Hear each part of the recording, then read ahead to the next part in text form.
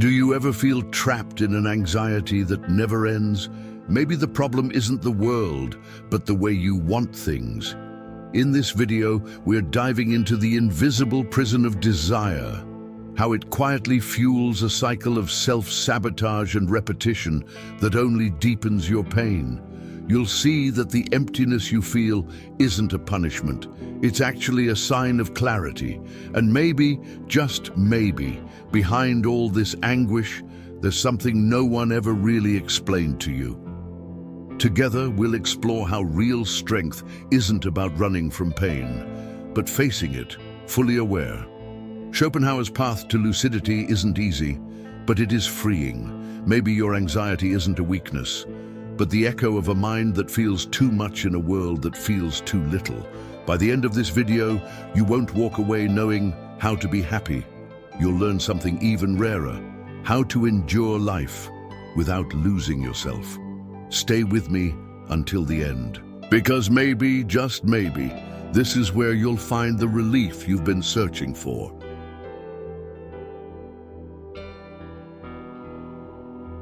Have you ever noticed how almost everything we do is driven by some kind of desire? We want more love, more attention, more peace, more success. But Schopenhauer believed desire is a trap, cleverly disguised as hope. Every time we get what we want, a new craving appears, and then another. It never ends. This endless chase becomes a cycle, one that doesn't bring relief, only more anxiety. And the truth, most people don't even realize they're trapped inside it. According to Schopenhauer, the root of all suffering is the will to live, a blind, restless force that pushes us forward without asking if we want to move. Anxiety often shows up when we're either running from something or chasing something we don't yet have. It's the will in motion, pushing, pulling, never stopping. And the cruelest part, even when you finally get what you want, the emptiness is still there. Modern society has turned desire into fuel for consumption. Feeling bad? Buy something. Feeling anxious? Distract yourself. But those solutions only feed the cycle, because what you're truly craving can't be bought. It's not a product, it's a kind of existential relief, and every time you run from the pain, you move further from the truth. The happiness we're promised is just a well-marketed illusion built on top of our dissatisfaction. Most people make the same mistake. They confuse relief with peace. Relief is quick, like a sip of water in the desert, but it doesn't last. Peace, on the other hand, only comes when you finally understand why you're so thirsty to begin with. Schopenhauer suggests that instead of chasing more, we should turn inward. Observe our desires. Question what's really driving us. Have you ever wondered if the thing you want the most might actually be the very thing that's quietly destroying you? Drop a comment below. What desire has been wearing you down lately? The real prison has no bars. It lives in the invisible impulses that make us run without knowing why.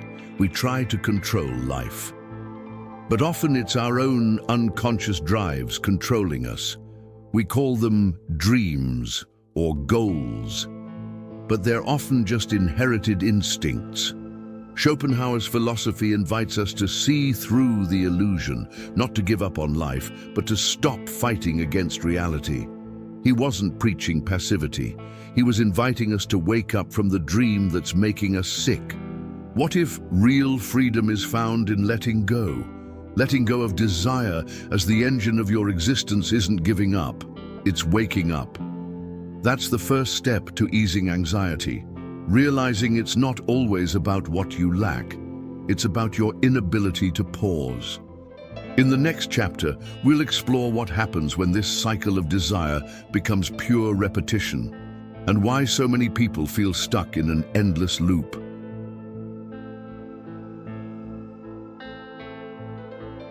Have you ever felt like you're living the same day over and over again?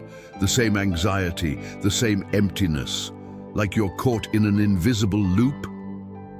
Schopenhauer saw this pattern as inevitable for anyone ruled by the will. When desire isn't fulfilled, it becomes frustration. When it is fulfilled, it becomes boredom, and in between, the anxious mind falls into emotional repetition, chasing relief, but only ever finding the same pain. We live as if we're always almost there, on the edge of a breakthrough, a love, an answer, but we never quite arrive. And in that restless search, we repeat the same behaviors, even the ones we know will hurt us. That's self-sabotage. Returning to the place where everything went wrong, hoping this time it'll be different. Schopenhauer called this a kind of necessary suffering built into human nature. But are we really condemned to this fate? Repetition brings comfort, even when it hurts. The mind clings to what it knows, even if what it knows is pain.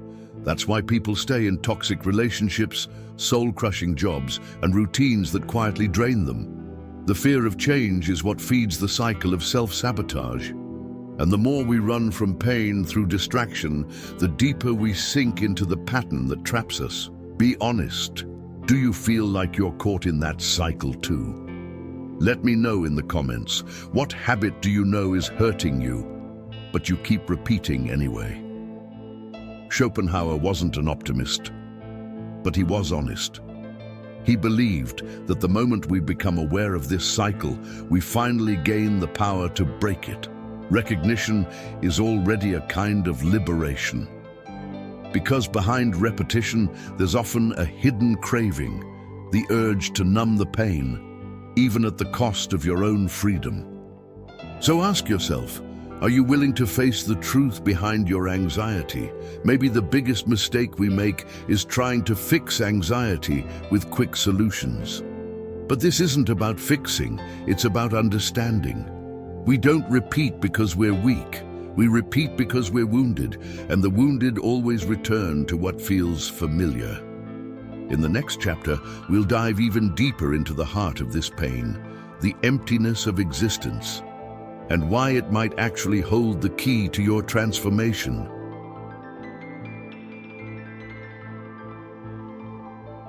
Maybe you've felt it before. A quiet afternoon, everything seemingly fine on the outside, but inside there's this strange hollowness, like something's missing, even when nothing is obviously wrong. That's the existential void Schopenhauer described so clearly. It's not sadness, it's not depression, it's the raw awareness that maybe life, just as it is, doesn't come with built-in meaning, and that truth can be terrifying. We live in a world that pressures us to find a purpose, as if it's mandatory to have a clear direction, a reason for everything. But what if that's just a comforting illusion? Schopenhauer believed the universe is indifferent to our suffering. There is no secret mission waiting to be discovered. Life simply is.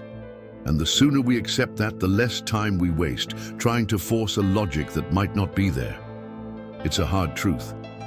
But it's also freeing, because once you stop chasing the right meaning, you can start walking your own path. The void isn't the enemy, it's a mirror. It shows you what you've been avoiding. The real problem isn't the emptiness, it's your fear of facing it.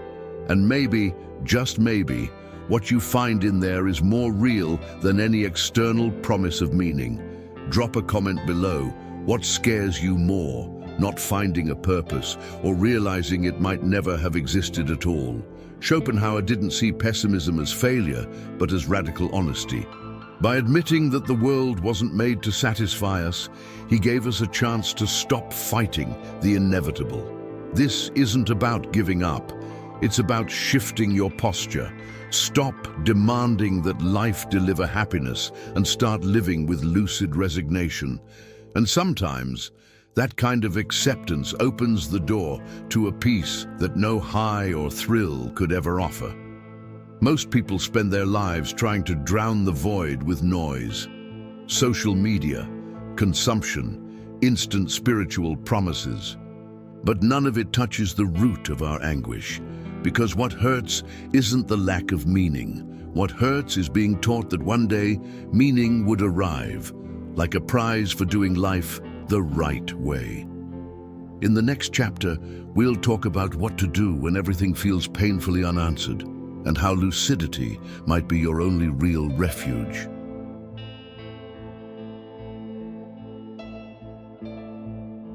There's a kind of pain that doesn't scream, doesn't bleed, doesn't show up in scans.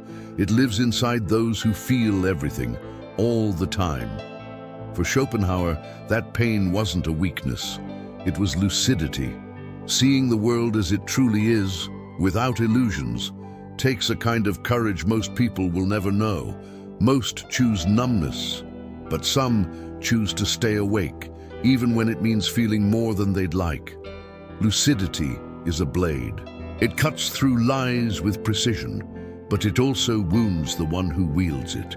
Once you start seeing past appearances, you realize that much of what you were taught about happiness was just a beautifully packaged illusion. And still, you keep going. Because deep down, even when it hurts, truth sets you free. And that freedom is its own kind of strength, the kind that's born not from denial but from acceptance. To resist, then, is not to fight reality. It's to remain whole, even when the world tries to break you into pieces. It's looking pain in the eye and saying, "I see you, but I'm not running anymore." That doesn't make the pain disappear, but it changes where it lives. It shifts from something that controls you to something you carry consciously. And in that quiet act of awareness, you stop being a prisoner. Let me know in the comments. Have you ever felt that sudden, painful clarity about life, the kind that's almost too heavy to hold? Schopenhauer called it philosophical resignation, not giving up, but deeply accepting that life is suffering and choosing to live anyway. When you stop demanding that life bring comfort, you begin to find something even deeper than comfort: serenity. And that doesn't come from outside. It rises from the silence that appears when you finally stop fighting what you were never meant to control. Lucidity, then, isn't a curse. It's a form of resistance. In a world addicted to escape, you choose to stay. That doesn't make you weak. It makes you rare. In the next chapter, we'll explore what happens when this kind of lucidity meets a world that's rushed, anxious, and numb. Anxiety as the echo of an expanded consciousness.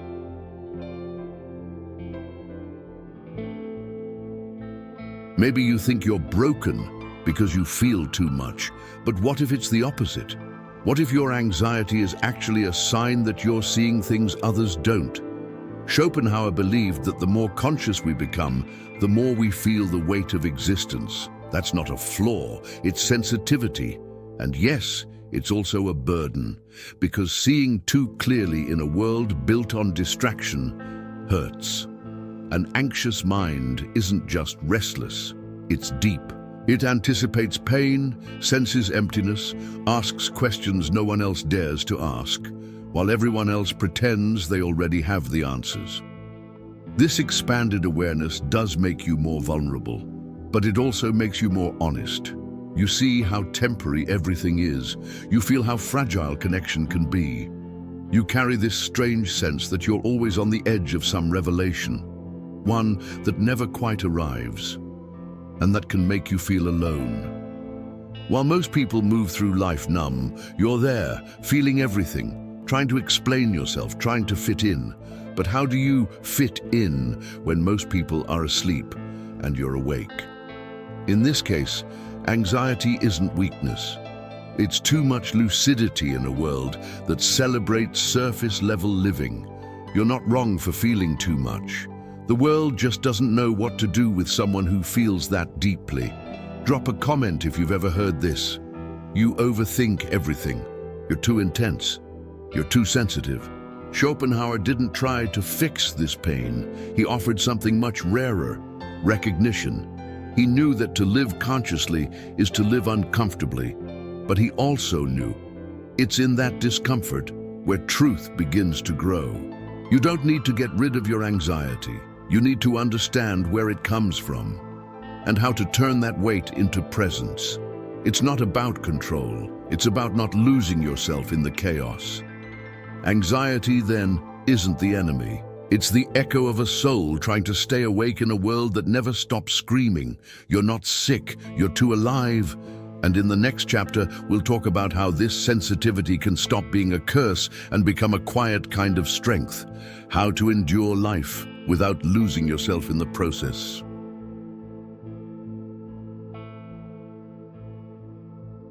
There are days when just getting out of bed feels impossible, and all you want is to stop feeling altogether. But Schopenhauer never believed we could end suffering. What he offered was something more real, more courageous, to endure life with lucidity, not as a martyr, but as someone who understands that existence hurts and still chooses to remain whole. So many people chase formulas for how to be happy, but Schopenhauer said, to be happy is impossible. The most we can do is escape pain, briefly.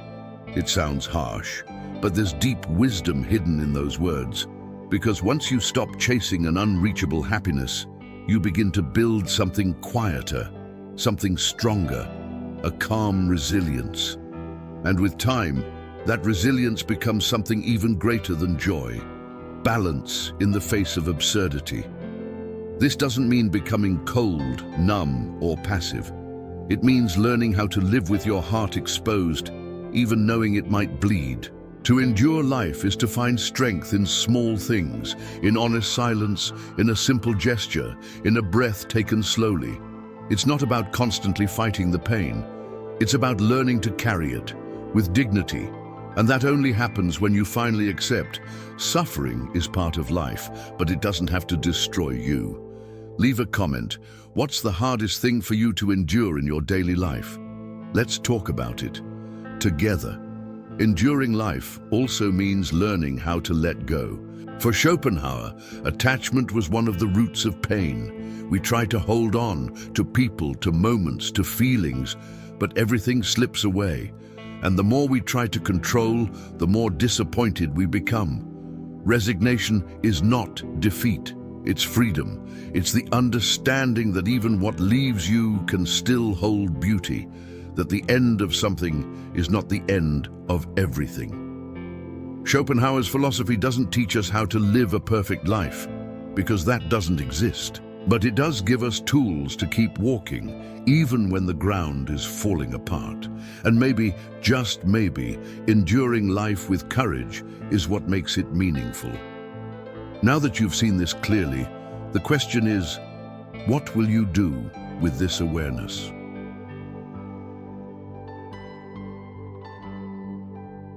Schopenhauer never promised relief. What he offered was something much rarer, clarity. He showed us that suffering isn't some glitch in the system, it is the system. It's the very structure of existence. And instead of running from it, maybe we need to start listening to what pain is trying to tell us. If you've made it this far, it's because you feel it too. And deep down, you know that living will always hurt, but you don't have to suffer in silence anymore. Here's the biggest lesson. You are not alone. There's a kind of strength that's born from vulnerability, a quiet lucidity that doesn't scream, but transforms everything it touches. Now, with this more conscious perspective, maybe you won't eliminate your anxiety, but you'll stop being its prisoner. Maybe you won't find some final meaning to life, but you'll walk through it with more truth. And maybe, just maybe, enduring life will start to feel a little more possible. Now it's your turn. What part of this video resonated the most with you? Leave a comment below with the words, "I choose lucidity," if this message spoke to your soul. Make sure to subscribe so you don't miss the next philosophical deep dive. Share this video with someone you know who needs to hear this today, because sometimes all someone really needs is to know there is another way to keep going.